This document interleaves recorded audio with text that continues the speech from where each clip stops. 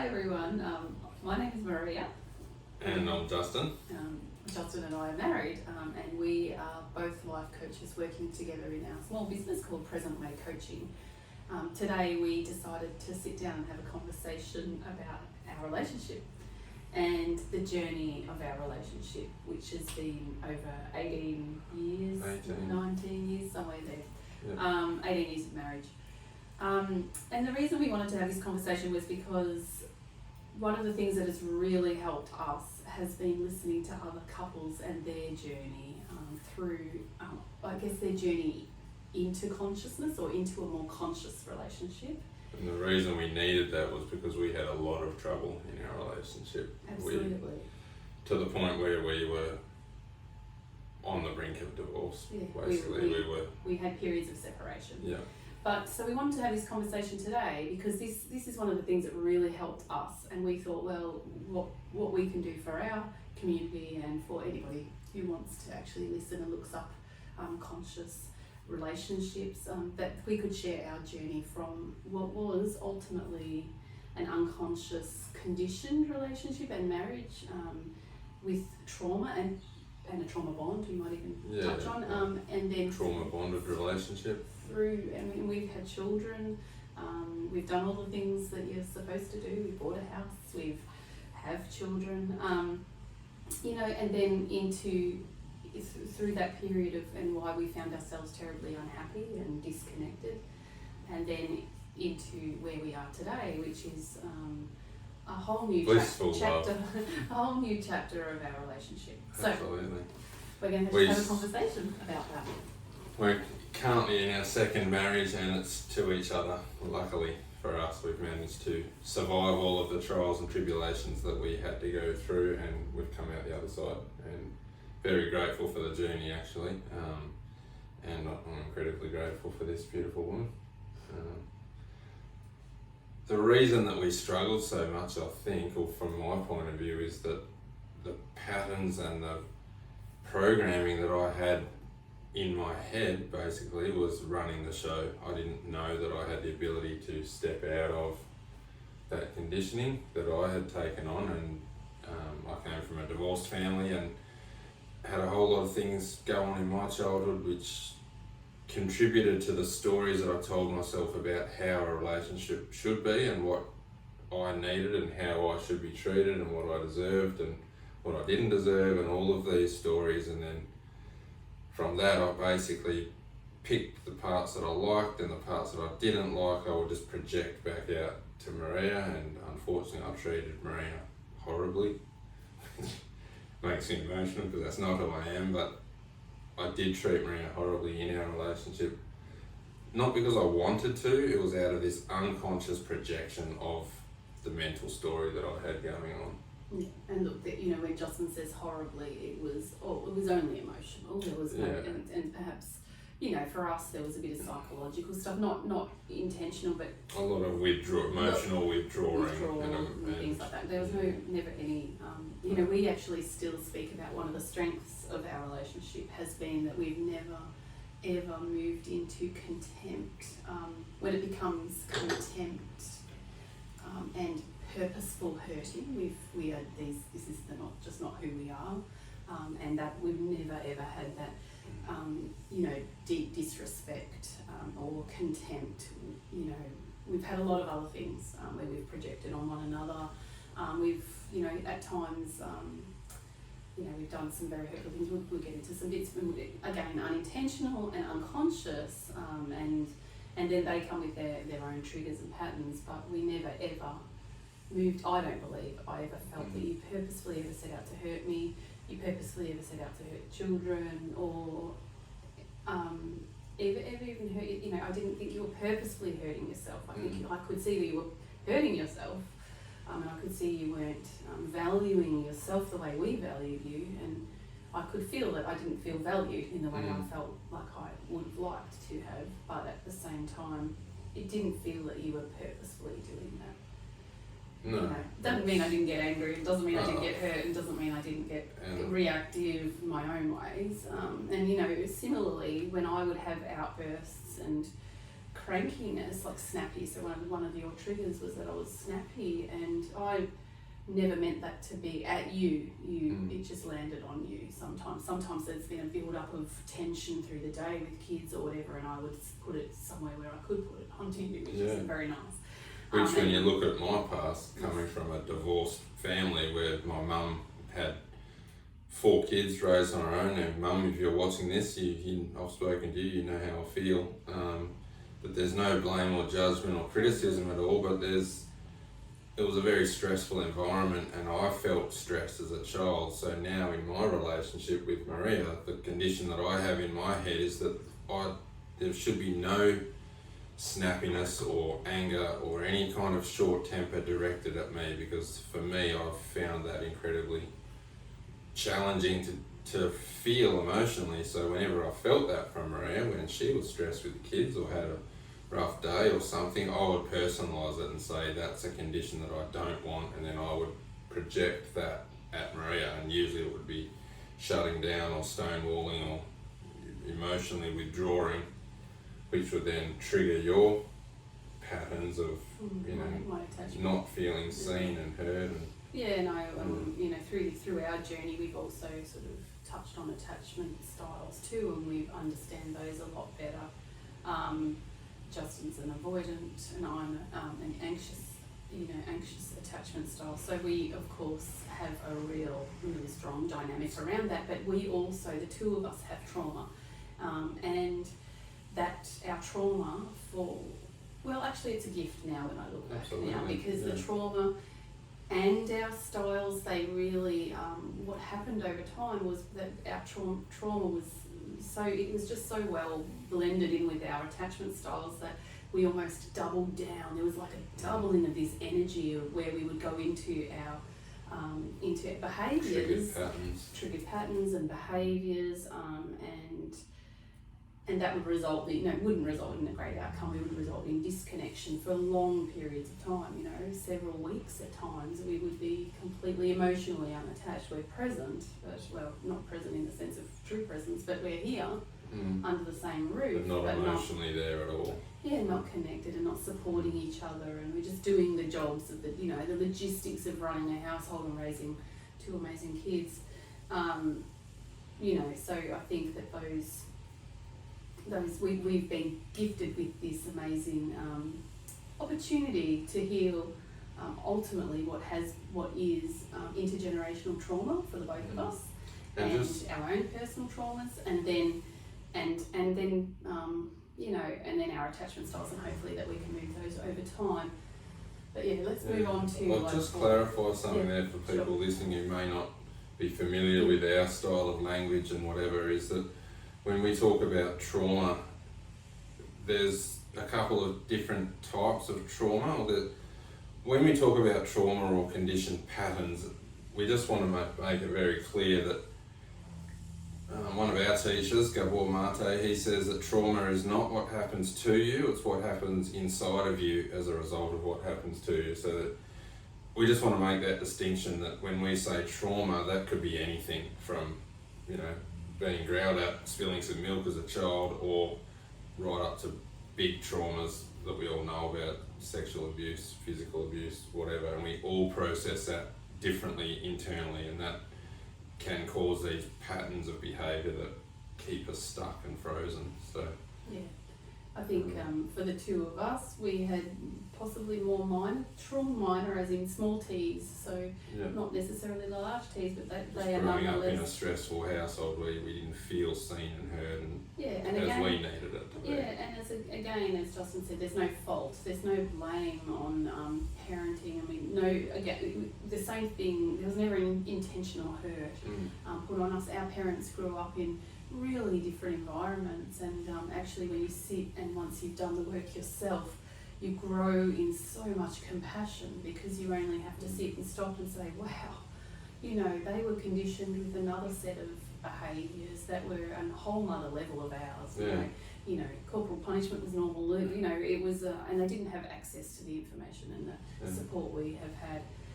My family didn't have the wealth, to seek health, the whole range of different things. Growing up in war-torn periods of time. So I think the really important thing to note is that whatever we experienced in life, we made the internal story, and this is where we, in our coaching, get people, show them where they can be empowered and to take responsibility and full ownership for the fact that, hey, yes, you did experience whatever you experienced, but you created the story internally, and you have the power to change it internally as well, which becomes a great gift. I mean, that's what the source of empowerment. Yeah. So I think for the two of us, I can say, because we've talked about it before, but one of the first things that really, where we set off on our journey, I mean, we'd been together for a number of years. We had lovely children, and then we started to go. I started to feel in particular that I don't actually even know what I felt. I felt that I didn't feel satisfied. I didn't feel that I just felt like your attention was on external things outside of the relationship, and within our relationship it just didn't feel like we were growing anymore. Yeah. And I said to Justin, we call it the Gove incident because Justin was actually away with work, and I called Jay and said, I don't know, it all came to a head with me. You know, I was very lonely too. I was at home with kids. You travelled a lot at that time. I didn't have a great deal of a support network here. I did have the best I could, I think. I really did attempt. I had mums groups and friends and bibs and bobs, but not really close family connections. But we sort of called it the Gove incident, and where I rang Justin and I said, I just feel like unless we change something. Phone call I was waiting for. Yeah, unless we change something. I said, unless we change something, I feel like we're heading down a path of divorce. You know, we're heading off. We're just going off track for me. And I said to JD, I don't want to jump ship. I'm fine, but I need to say this because it was, I just felt so alone, to be honest. And then I said to Jay, the worst thing we can do is nothing. Mm-hmm. You know, not change something. We have to try something. And, you know, that was heartbreaking for you. I knew it was coming. I mean, maybe not consciously, but I felt the energy going towards that. I was struggling. I was not happy at work. You know, I was struggling with the kids, with the responsibility, all of that. And I knew, you know, there was fear for me that I feel like I'm replicating my childhood for my kids, and I was so scared that I did nothing. And this is what trauma and fear does to us. It locks us in a pattern of freezing or flighting or fighting. We either toss the relationship, or we fight in the relationship, or we freeze and do nothing. And my pattern was freezing and doing nothing. And you sort of avoided it, I guess, in many Yeah, ways. And of course, avoided. Yeah, part of that. I'm a master avoider for sure. Yeah. And we did together, by the way. That wasn't just Justin. But I think for me that it really felt like, I guess, a level of abandonment, sort of, you know, a level of, didn't feel like you were present, that particular, as present as I would have liked you to have been. I felt incredibly lonely, but I didn't particularly know where to turn. And to be honest, the first place I turned, well, I don't know why, so I had a deep knowing that I needed to start meditating, and that was actually the first thing I did. And I went off and I did a little meditation course. And I giggled because it was mantras, and I remember coming home to you once and saying, you know, oh my gosh, I'm going on this journey with or without you, but I just knew in my very first meditation, I thought, oh, I'm home. I've come home to myself. I have, and you know what, in hindsight, after all these years, when I look back at what was going on for me, I'd lost myself, you know, ultimately.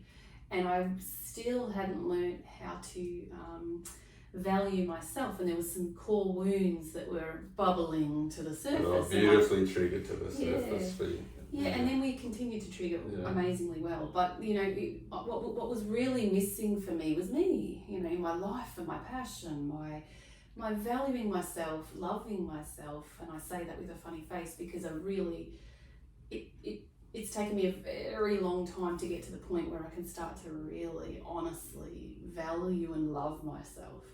And that was what was missing in many ways. And had I just shown up in that place, you would have had a safe place to be and to come home to, and you would have wanted to have, you know, been a part of that. But I didn't know that at that point in time. But where did you sort of go at that point? Well, going back before that, I guess the reason I disappeared emotionally was because, before our relationship even started, I mean, this is the funny thing about relationships, we are conditioned through our early childhood to create our patterns of,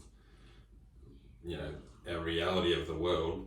And then when we met, we had a wonderful time. We had money, we were traveling, all of these things, and masking the problems. It's easy to mask our problems and issues when we're constantly seeking something outside of us, things are a bit tough, let's go and have dinner or movie or that, and that is an addictive pattern. Actually, it's a it's a chemical high in the brain. And we travelled a lot. That would be our reward, sort of. We would just go. And then as our intimacy grew, and by that I don't mean physical intimacy, but the more you go down a road with a partner, the stakes get higher and the intimacy starts growing, and now you have to commit to this relationship. The more the more vulnerable you are. And the more I started to realise, all of my patterns of, coming to the surface of, oh well, I'm not going to be able to do these things, and then Maria's talking about kids, and then I'm like, oh my gosh, internally it's like, oh, there's control, and I'm going to have to be responsible, and blah blah, all of these mental stories that I have. So then, as Maria's trying to get more intimate and have this beautiful life together, for me it's getting more and more scary as it's getting more and more intimate. So I start avoiding, and Maria starts getting more anxious that, oh my gosh, what's happening? And now we're in this beautiful dance of me not being in touch with myself or how to fill myself up.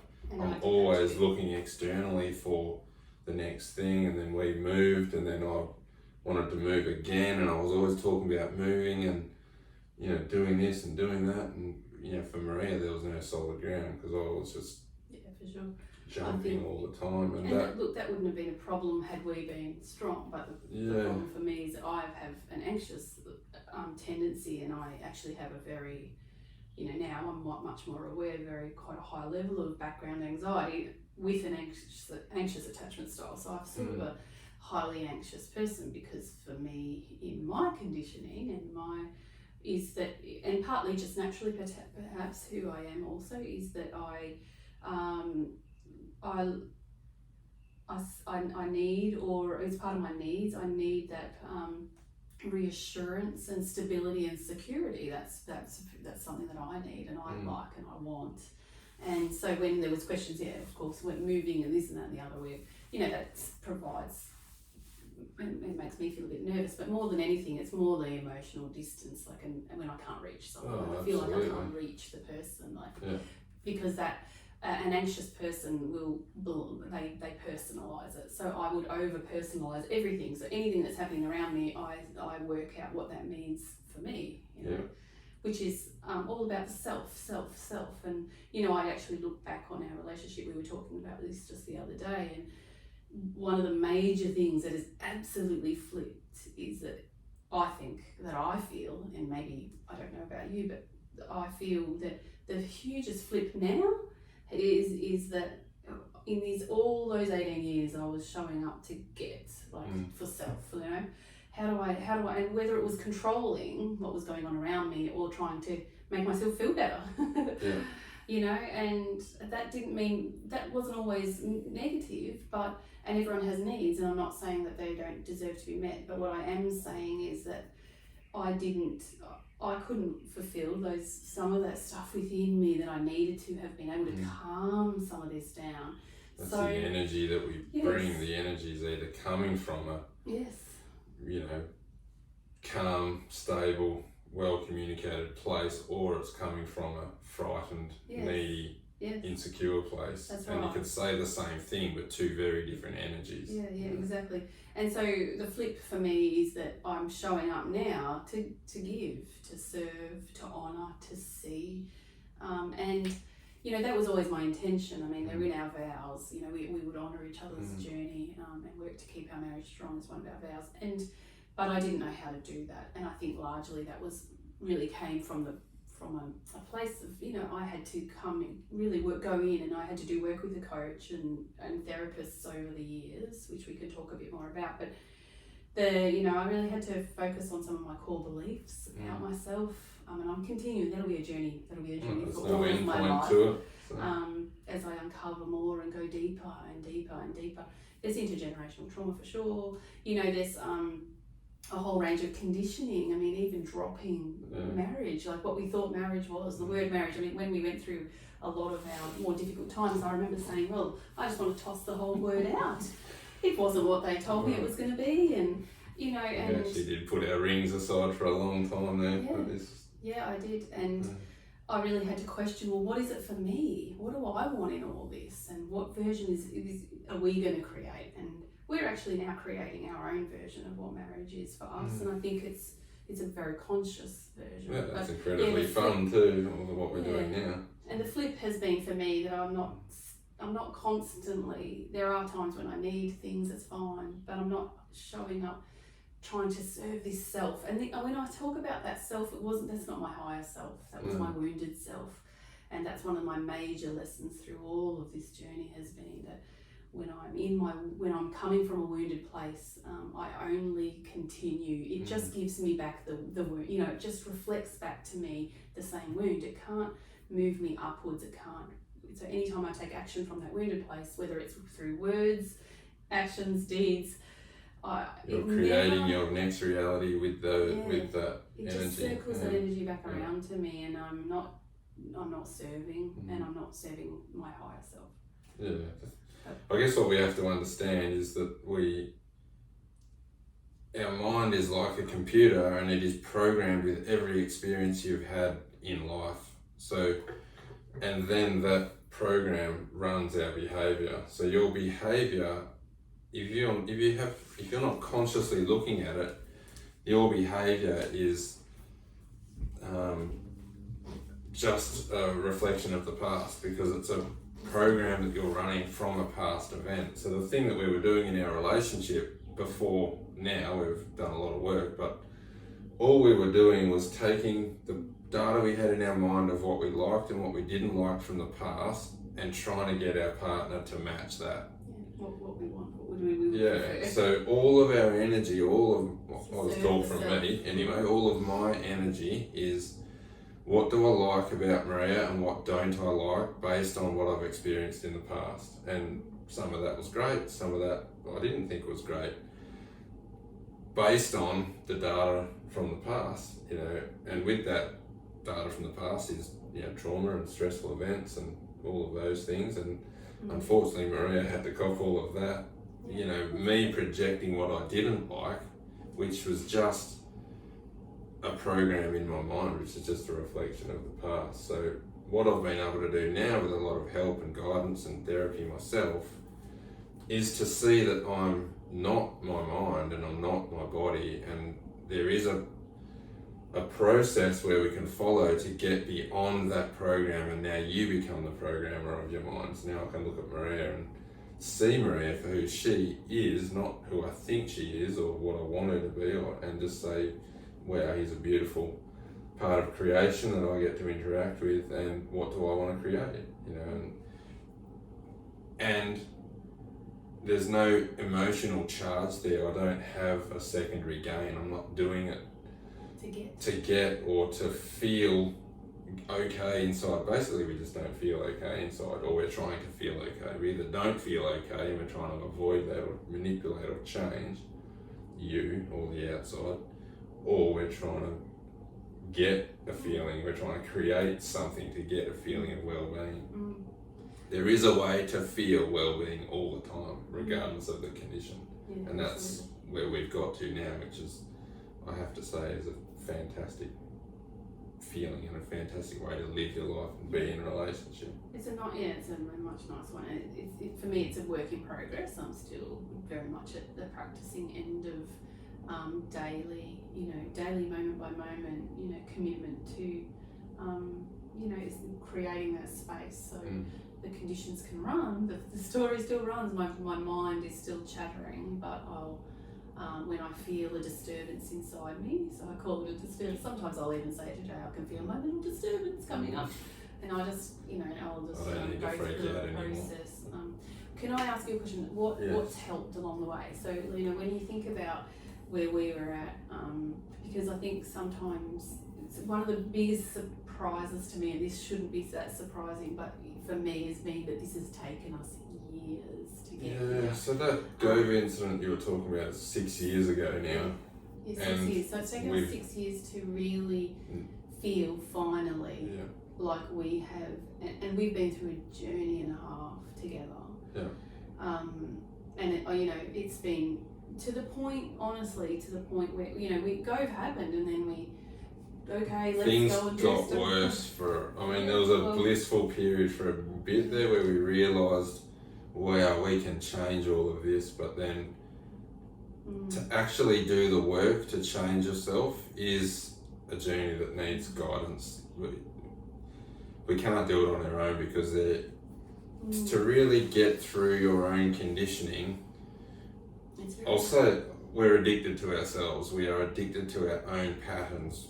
How our mind works, how our feelings, our emotions and our mind in particular. And to get beyond that, you have to break the addiction of yourself. So it's like breaking an addiction to alcohol or drugs or any other thing. We're addicted to ourselves. So the journey out is not, it's not all glitter and unicorns, that's for sure. There's deep inner work which is painful. One of our teachers, again, another one, Michael Singer, says that half of our programs are fine, the other half, are born out of trauma or pain, and when we store them with pain, the only way we can release them is with pain. They've got stuff down there with pain, the pain has to come back and out. The only way for pain to come out is to be felt. So we can't bypass the feeling and we need to, to be honest, it's taken us 6 years to get a handle around doing that. I feel for me it's taken 6 years to really now be willing to feel the depth of that pain, which our mind will always try and divert us from feeling. For us, it's been a real journey. So we sought some assistance early on. I was doing my meditation, and then we did a relationship course which we got kicked out of. That's another story. And then it is a pretty funny story, but it was another story.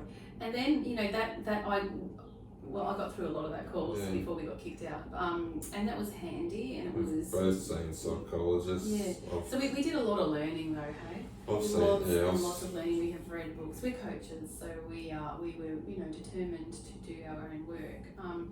We need a lot of education to understand for us, how our mind and body and emotions, how this whole body system operates, and you are not it. And this is again a spiritual teaching, and there's another depth to this that we're not our body and mind. There's a part of you that is aware of your thoughts, that is aware of your emotions. We just get lost in them, but we can extract ourselves from them.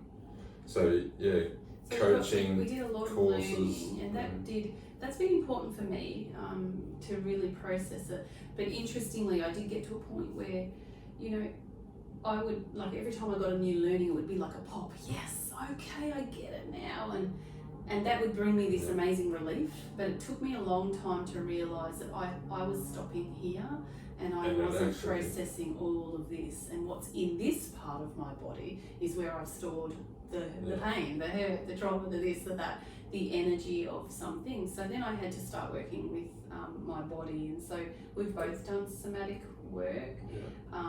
We also did timeline therapy, and that process was huge to release a lot of stored emotions. That's a therapy we did ourselves, and then studied and became certified in doing it, because it works with the subconscious mind. You can actually access parts of your mind that you can't consciously see, but that is where the subconscious mind is where the programs, they are the programs running. And then I think, so we've done our personal therapy separately. What else have we done that's really helped? Like meditation for me in a daily meditation practice helps me incredibly. What else has helped you, like along the journey? Just I think a lot of, we need education.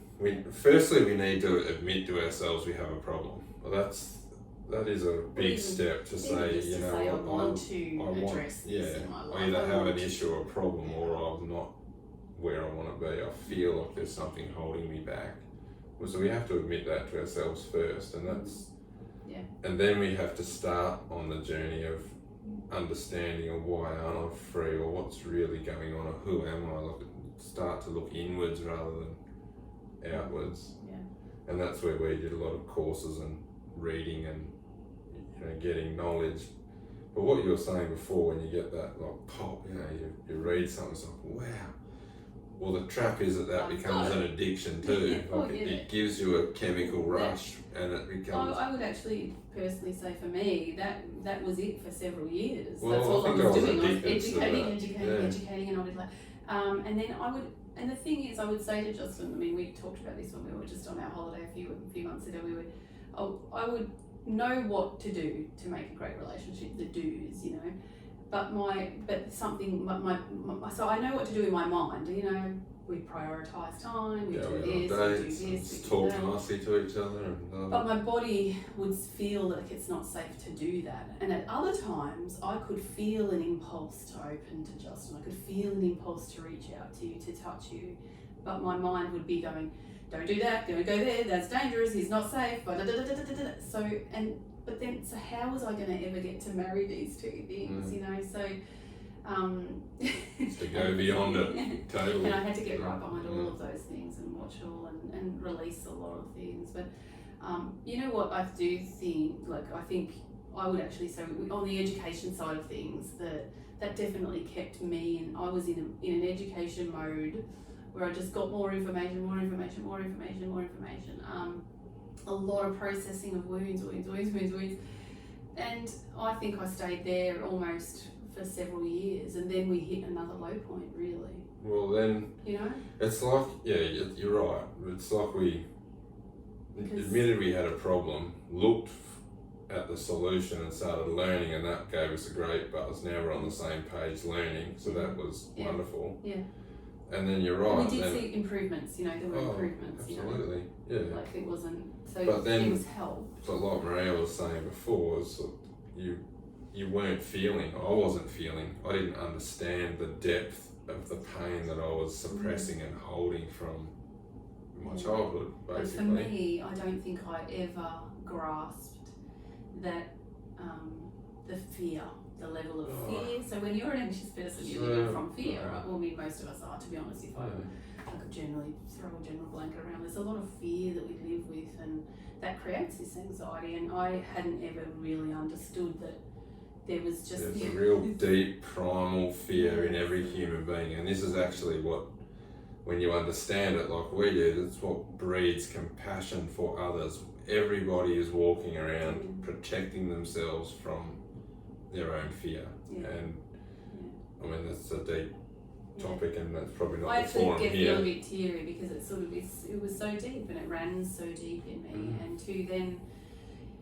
go about healing that, honouring it and feeling it and releasing it and allowing what's on the other side. If I don't have this and I don't behave like I have for 46 years,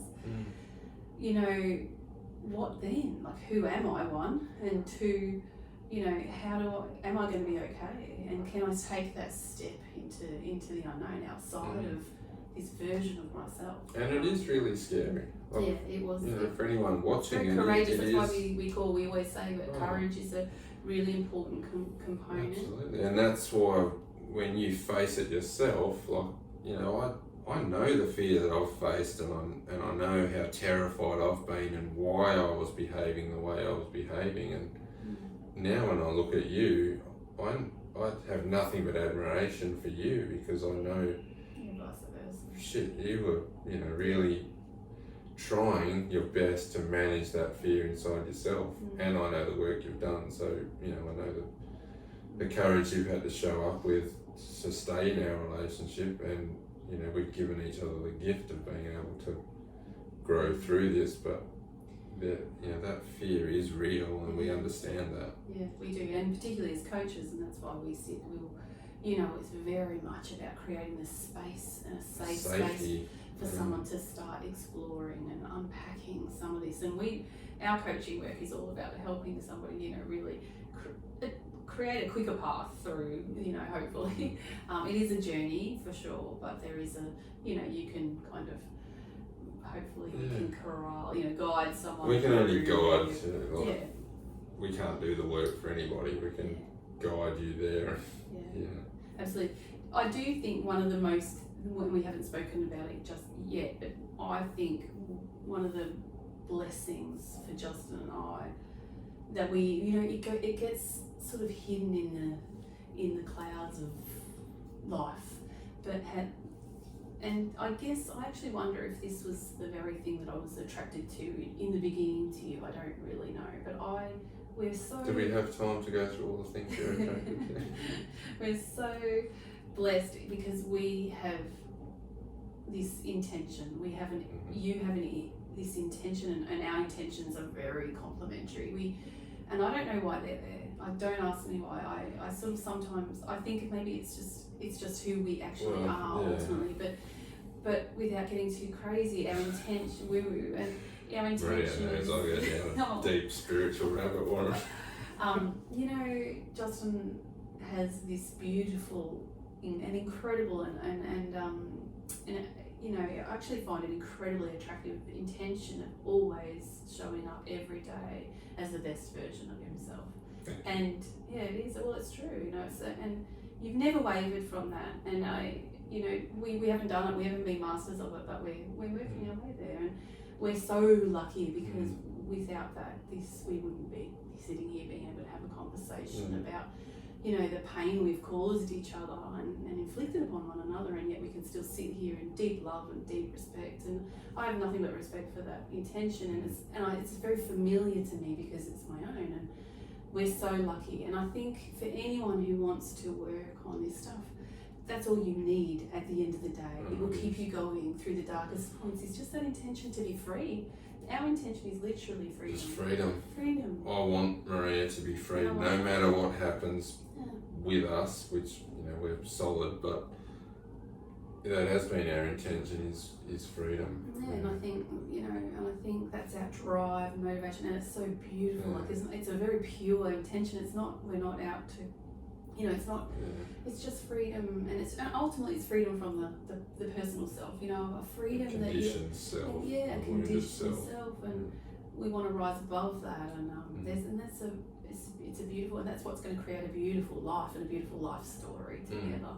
But anyone that comes and works with us and they ultimately have that, resonate with that deep all intention. you need is the intention to have a look, because we were absolutely clueless before our life was a mess, really. There was lots of things that were messy. I could read off the rap sheet of things that I've struggled with, addiction and all sorts of other things, but all I had was intention to be free and to be better than I was. I knew there was a deep part of me that thought I'm better than what I'm showing up as. I know I'm not that person. I don't know why I keep behaving like this or how. I'm scared, but having that intention, and then when we walk through the door of intention and say, I want some help or I want answers, the universe will guide you on your path, and the right teachers. What's that saying? That when the student's ready, the teacher appears or whatever. Yeah. And it's so true. It may be, this podcast helps, and it may be that another thing helps, and reading a particular book helps, and it's all going to help you down your journey. And all of the things that we've done that we can look back now and go, well, we had have done X, Y, and Z, we would have been there in a much shorter time, but the journey unfolds as it needs to unfold. And you're right, all of the podcasts, all of the courses, all of the coaching, the therapy, all the stuff we've had. Getting kicked out of our relationship course.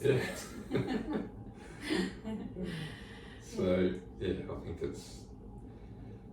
it's been a wonderful journey looking back now, but we certainly understand at the start of the journey, the amount of fear that we're sitting on, the resistance we have to getting help, even though we want help.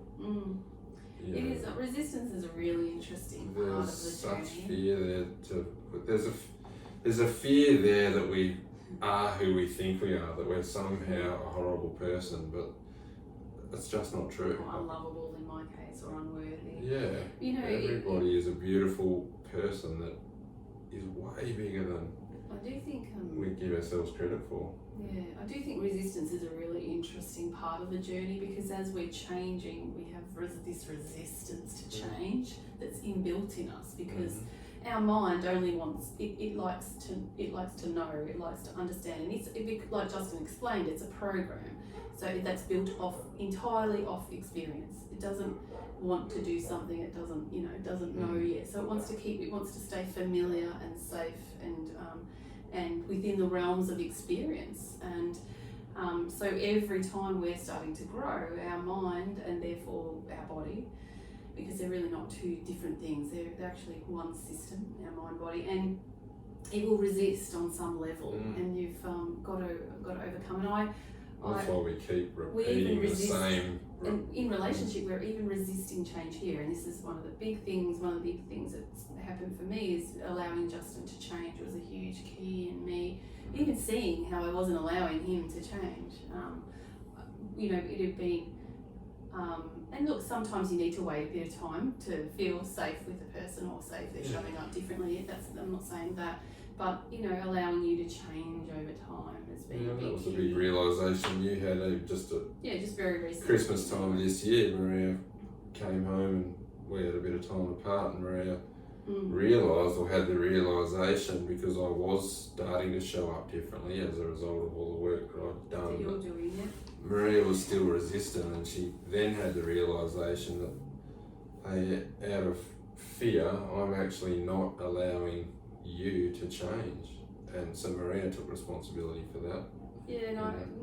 Not just like allowing you to change, allowing you to show up to it. And the thing is, if I don't allow my partner to change and to grow and to show up differently, I can't move from that place either. I can't show up differently. I can't show up in the version I wanted to show up. And in truth, our chapter 2 for me, or our second marriage, has been all about now defining. We've written the vows. The vows are beautiful. Our vows are so beautiful, but it's not about rewriting those. But now, with those as my base, perhaps I also define who I want to be. How do I want to show up? Who's the self that I love?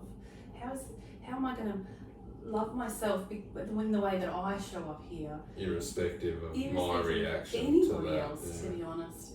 And how am I more authentically me every day, and love myself so much more every day, be so much more open every day to all aspects of my life, with my underlying intention of growing every day, and experiencing this amazing thing called life. And there's my commitment. And now, so I have 2 sets of rings now. I have my wedding rings and I have a set of rings for myself. And they remind me of my own power, really, but how beautiful I am when I show up the way I want to show up. So it's a funny chapter, second marriage, or chapter. I call it chapter 2. Beautiful marriage. And I'm how I feel in that internal sense of self-love. Ultimately, that's actually what it is. And then I've got a wellspring of energy within me with which to finally honour you, to finally see who you are. I didn't see you before. I saw a version of you that came from a wound, and so I couldn't honour the masculine, the divine divinity in you. When I'm not in the divine part of myself, I can't see the divine in you. And that's something I actually intend every day. I say to myself, today I want to come from a place in myself where I can see these beautiful people I have in my life, my children, my beautiful husband, and I want to be able to, with time, extend that forward and behind me, and heal, intergenerational trauma. Yeah. Anyway, I've rabbited it on. Oh, that's beautiful, right? Yeah, I think we'll wrap it up, I think, but I think that... What do you want to leave with? Well, That's my message. I've had to work through a lot of shame, you know, for myself, and I've held a lot of shame about how I've behaved and how I've acted and who I've been, and the process, you know, to dissolve all of that, or part of the process or the journey of healing that we've been on is to dissolve some of that. And when you can dissolve some of that and realise, hey, this is just an unconscious pattern that I've picked up. I didn't consciously create this. Through my experience, through not understanding or not having the skills to deal with my emotions, and hey, who ever taught you how to deal with your emotions when you're a kid, you know? We just weren't taught very well how to, you know, regulate ourselves, and anger was okay, and sadness and fear and all of these things. It's uncomfortable. So, but not being taught that, so we come up with all these stories unconsciously through our life, and then we hold a lot of shame about who we are as a person. You know, we actually have to release that. You know, and I've had to work with a therapist for a long time to release some of that, or all of that stuff, is to say, look, it is an unconscious process. I didn't do that. I'm not a bad person. This is just what's happened. And as a result, I've treated Maria in certain ways and had certain preferences and this and that. But the path out of that, to release that shame, has then given me greater access to actually see the pattern, because, you know, it's almost like the emotions just build on themselves. You know, there's anger and sadness and shame and guilt and all of these things, and then who wants to feel that? So no wonder we behave in a way that just tries to get away from that any way we can. Anyway, our mind comes up with a story of, you know, how we need to get away from that stuff, which, you know, what you said before about our mind is just a record of the past. We keep operating within the same experience. We're just going to keep repeating the same life, maybe slightly different holiday locations, slightly different, you know, people, or maybe, new partner, but it's all going to be in the same relative bucket. You know, we can't really take off until we really start to go deep on some of these patterns and feel our way beyond the shame and guilt and things, which is uncomfortable. Unfortunately, if we want to heal, we have to be willing to feel that, and you don't have to do it on your own. And that's why we started our company, Present Way Coaching, is because we've needed a massive amount of help, really, and it's all been totally worth it. Yeah. But we need to help, you know, each other. And one of Maria's, well, you got it from Rumi, Ram Dass, was it? We're all here to walk each other home. It really underpins what Present Way Coaching is all about. Yeah. And the gift of healing is that when you heal yourself, you can then start to heal other people, whether you do it out of a business or just be a better person or a more whole and complete or joyful person. You know, heal people, hurt people. Yeah, so. Yeah. We could rub it all day long. We could. I know I can sense I want to keep talking, but we will wrap it up. We'll leave it there. Before we go, I just want to say I appreciate you as a person, and I appreciate that the courage that you've had to stay in our relationship, and which has given me the gift of really seeing who I am, and now being able to love myself and see myself from a much deeper place, and have a joy and a lust for life that it's easy to look back and see that. At the time it's not easy, but to look back now and go, I actually wouldn't change. It'd be tough parts to deal with, but from where I am now, I'm blissfully happy with where I am now. Like me. I mean, if I can, return your sentiment in, our relationship. Esther Perel, she talks about a love story or a life story. She said sometimes you can't have both, and I think the thing I love about us is I feel like we're having a life story, and that's actually because we've continued to commit and to say every time we've come to both our backs against the wall, we've had our death portals where you think, well, this might be the end. every single time we've done that, we've gone, no, there's still more. And the reason there's still more is because we know there's more inside ourselves to heal, there's more inside ourselves to grow, there's more inside ourselves to discover. And it really, our relationship now is this beautiful sharing of two people who have, I think we're finally there in that place where we are 100% responsible for ourselves. But this journey, you can only have this space, this sacred union here when I've got to bring my half and you've got to bring your half, you know. And I'm not responsible for what he's doing. I'm not responsible for your behaviour. And before that's what we were blaming things on each other. You do this and you do that and you make. Now we don't do that at all. We're not asking. We actually sit here and we, from a well of self-responsibility, a well of working within ourselves. I get to bring what I want to bring to you, and you're doing the same. And there's our union. We actually appreciate the triggers now, because if Maria, like, if you do something or say something, and I feel a disturbance, an internal trigger, or feel pissed off or whatever, I know that's a problem in me now. So now I actually have gratitude for Maria and say, thank you, this is tough, I'll go and deal with this, but no longer am I projecting, because I want to be free. I'm never going to be free if I can't get these disturbances out. They're the things holding me back. So. And I guess all I wanted to finish was, you know, it's been, we're somewhere 18-ish years or thereabouts of, you know, I used to say to Justin, you know, when in the early parts of our relationship, I always knew there was more. I wanted him. I knew there was more in him, and now I feel like I see more of you, and I love everything I'm seeing. So amazing. So it's very generous that you share your journey, your life journey. Like it's very vulnerable to show all of who you are to somebody else, and I get to love all of who you are finally in a way that. Sorry, I'll get a bit teary, but you know, in a way that you deserve, actually. Yeah, and that's a privilege to me, because I get to experience what it feels like to love from love from a place where I feel safe, rather than what I've done all my life, which was where love was a very fearful place for me to reside. Anyway. To have true love, you're right, is actually incredibly vulnerable and courageous. It really is. Yeah. And we deserve it because we've done the work. And everybody does, and everybody can. Absolutely. And it's worthwhile, because even if your relationship doesn't last that, and you don't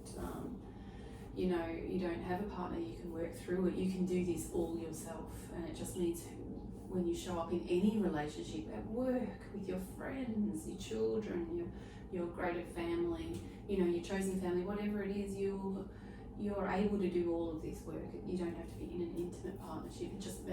Ultimately you will attract the person that can meet you and in that energetic space anyway. Yeah, absolutely. All right, let's wrap it up. All right. Thank you. Well, if any of this has resonated, we'll leave our details in the description below. And when we love this conversation, we could have this conversation all day long. And if we can help you in any way, put questions or comments down below, and we'll be more than happy to answer them. So for now, we'll say goodbye, and we'll talk soon. Bye. See ya. Morning. Hi. I just wanted to say, well, you were going to say hi.